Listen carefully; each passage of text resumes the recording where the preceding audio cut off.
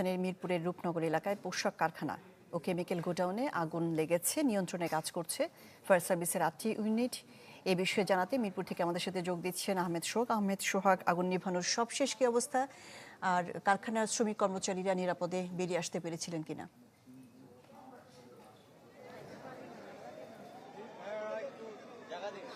শাহনাজ, এখনো এখানে উদ্ধার কাজ চলছে। আমার পেছনে যেই বিল্ডিংটি আছে সেই বিল্ডিংটি একটি দোতলা বিল্ডিং, যেখানে হচ্ছে কেমিক্যাল গোডাউন ছিল। সেখানে আগুন লেগেছে প্রায় 11:30টার দিকে এবং এরপরেই ফায়ার সার্ভিসের 5টা ইউনিটে সেখানে উপস্থিত হয়, আগুন নিয়ন্ত্রণ করার চেষ্টা করে। এরপরে যখন আগুনের ভয়াবহতা দেখেছে, আরও 3টি ইউনিট এখানে যুক্ত হয়েছে।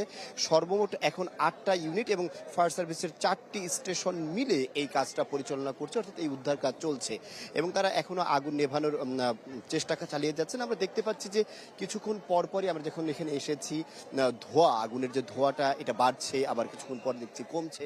অর্থাৎ যখন পানি দিচ্ছেন তখন কিছুটা নিয়ন্ত্রণে থাকছে, আবার কিছুক্ষণ পরপরই আমরা দেখছি ধোঁয়ায় ভরে যাচ্ছে পুরো গলিটা। যেই গলিতে এই বিল্ডিংটা অবস্থিত, সেই বিল্ডিং ওই গলিতে কিন্তু এখন আর প্রবেশ সর্বসাধারণ এবং সাংবাদিক কর্মীদের জন্য প্রবেশ নিষিদ্ধ আছে। আমরা দেখতে পেয়েছি এখানে ফায়ার সার্ভিস ইউনিট যেমন কাজ করছে, তার পাশাপাশি তাদের নিরাপত্তা এবং এলাকার যে উৎসুক জনগণ যে আছে তাদেরকে নিয়ন্ত্রণ করার জন্য সেনাবাহিনীর কয়েকটি ইউনিট কিন্তু এখানে উপস্থিত হয়েছে। পাশাপাশি পুলিশ, র্যাব তারাও কিন্তু আছে। আমরা দেখেছি পুরো সড়কটাই সাধারণ মানুষের অবস্থিত। তারা আসলে বিভিন্নভাবেই এই যে ঘটনা যে আছে, ঘটনার কারণ অনুসন্ধান করার চেষ্টা করছে। আমাদেরকে এখনো ফায়ার সার্ভিস তেমনভাবে ঘটনার মূল কারণ বা অগ্নিকাণ্ডের মূল কারণ তারা কিন্তু এখনো জানাতে পারেনি এবং ক্ষয়ক্ষতির যে কি পরিমাণ হয়েছে সেটাও হলফ করে বলা যায় না, এমনটাই কিন্তু আমাদেরকে ফায়ার সার্ভিস জানিয়েছে। পাশাপাশি এখন যে সকল শ্রমিক কর্মচারীরা ওই কেমিক্যাল কারখানাটার মধ্যে ছিলেন, তাদের মধ্যে কয়েকজন আহত হয়ে বের হয়েছে, তবে নিহতের এখনো কোনো খবর আমরা পাইনি। আশা করা যাচ্ছে বা ধারণা করছি যে অবস্থা দেখতে পাচ্ছি তাতে ক্ষয়ক্ষতি বা সাধারণ মানুষের হতাহতের খবর অত বেশি হবে না। তবে এর পাশেই একটি বিল্ডিং আছে, যে বিল্ডিংয়ে প্রায় কয়েকটি গার্মেন্টস আছে, সেই গার্মেন্টসের শ্রমিকদেরকেও ছুটি দিয়ে দেওয়া হয়েছে। পাশাপাশি এর সামনে আরও একটি প্রতিষ্ঠান আমরা দেখতে পাচ্ছি, অর্থাৎ এখানে লাগাতার 2-3টা কোম্পানি বা প্রতিষ্ঠান রয়েছে যারা এই সমস্ত কেমিক্যাল জাতীয় দ্রব্য যেগুলো আছে সেগুলো দিয়ে বিভিন্ন তারা কার্যক্রম চালাতো।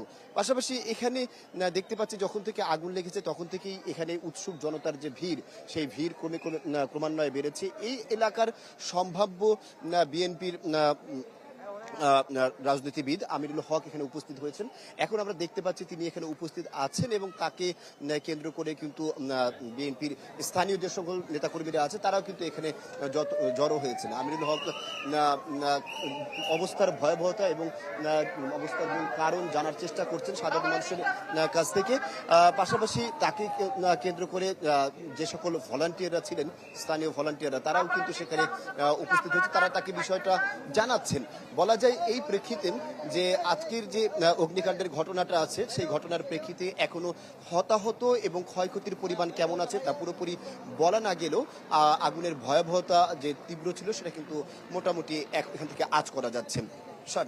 যে সোহাগ, আপনি খবর সংগ্রহ করতে থাকুন। রাজধানীর মিরপুরের রূপনগর এলাকায় পোশাক কারখানা ও কেমিক্যাল গোডাউনে আগুন লেগেছে, এই নিয়ে জানাচ্ছিলেন আহমেদ সোহাগ।